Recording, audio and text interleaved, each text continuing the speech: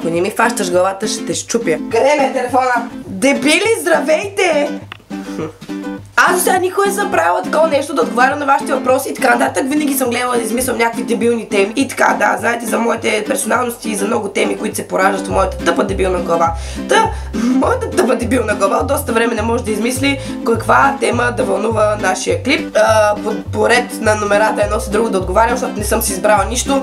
И мога ви кажа, че сте изключително кретени, изключително дебили. Това са 99 човека. 99. Това звучи като реклама на Lidl за 99 стотинки. Колко пъти съм падала от леглото докато спа. Значи, травмите на главата ми, които са две сериозни, това, че по някакъв път забравям, сменям се настроението през 2 секунди, ме навежда на мисълта, че доста пъти съм падала от леглото и то такъв шкаф.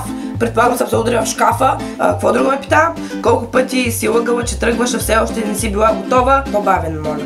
О, бой, това случва непрекъснато. Сядам на туалетната, това когато е сутринта, когато ходих на училище, още аз не хода вече. Стоях на туалетната и правя следното. Чеша се 20 минути, гледам в една точка и така. Не е лесно. Абе, стига си ви се връщали, бе. Павлин Нетков ме пита има ли разлика между кола в бутилка и кока-кола в шише. Брато, това го бях казал на един клип. Това е все едно да пиеш Нести лимон в чаша и Нести лимон в кана. Няма разлика. Чоплиш ли с носа? Да, чопли си го. Даже по някакъв път си го разкривявам чоплене и предпочитам с малкия пръст. Не, че имам дълъг нокът на малкия пръст, както имат доста хора, така, за да могат да си гаделичкат си носите. Нямам нокът да си чопля в носа. Мисля, че всички хора по света си чоплят в носа. Даже всички там аристократи и хора, които не искат да си чоплят в носа, си чоплят в носа. Понякога засърбява отвътре.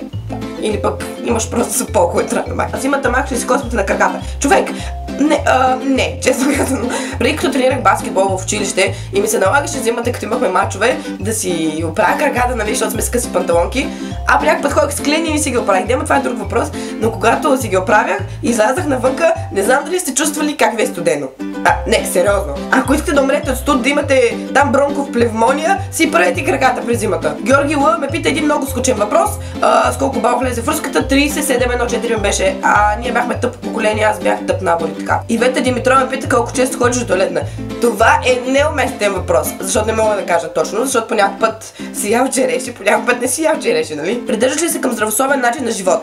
Така. По принцип да, но се каня да ходя да бягам от 2 седмици, или ме заболява гърлото, жлъчката, задния дроб, така, ако можеш да си вземеш леглото и да си го сложиш на 2 гуми като скейтборд, някой да ти го бута отзад, да, бих отишла да бягам. Леонела Колева, ако леглото можеш ли да лети, колко руснаци щяха да носят жълто? Брато, това е гениално. Като имаш преди това са руснаците пият много водка, като пият много водка не могат особено много да летат. А когато леглото им лети, те ще спът в леглото им след като са претърпяли. И плюс там е много студено понякога в Русия. Сини няма да има. Ако има оранжеви, те няма да са толкова много, защото това все пак е Русия. Ако беше Украйна, щяха да са сини. Обаче те сега не са сини, а са оранжеви. Съответно, жълтите идват като разделиш сините плюс белите, като имаш предвид, че тъмнобимбяните са 5400, така като го сложиш под квадрати, като извадиш бимбяните, които са от тъмнобимбяните, минус Y, 5. Возила ли се на каруца? Да! Не сме се возили на каруца. Возихме се на тракторче, когато имахме на... Забележете ситуацията, аз, баба, дядо, бържет ми и аз. И пеем. Отпред на каручката е седнала внучката и вози я марето на дядо магаре. Дебил? Да. Дана Димитрова ме пита какво ще е първото нещо, което ще направиш, ако една сутрин се събудиш като мъж. Ще отида и ще си го изтрускам. Няма си бръсна никога мишниците, нито корема, нито газа. Кристиан Алекс Крисех... Това не мога го прочета. Какво мислиш за песента на Андрея най-добрата? Даниел Иванов. Ако хората ядат само цветен прашец като пчелите, ще могат ли да изкарват, което е в кавички, мед? Значи, според мен искаш да кажеш изакват мед. Не знам, защо толкова много се притесняваш, тъй като първо, че го пишеш като коментар, аз ще го кажа пред хората. В това изсера, изакам, изкарвам акото си мед. Хората ядяха прашец, якаха мед. Първо мечопух нямаше да съществува.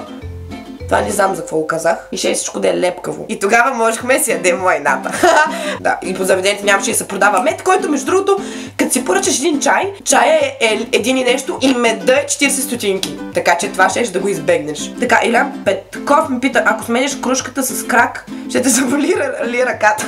Добре, това... Естествено, че да. При мен ще заболи дълъг. Ще го щупят този телевизор след малко. Мадлена Ц ме пита, ако леглото може да лети, а теб те е страх да летиш с самолет и ти къде би искал да отидеш с летящо си легло? Летящо си легло? Може би ще отида да бягам. Филинг. Уморена. Хубаво, че идем кифтията и вино ще салей. Ти няма ли да изкарваш нов клип? Ей къде? Светлан Сенгилиев. Това, което е спрял да снима, ей само е бах майката. Света е члял защата и дибилясвали. Stay weird. Whammies Production.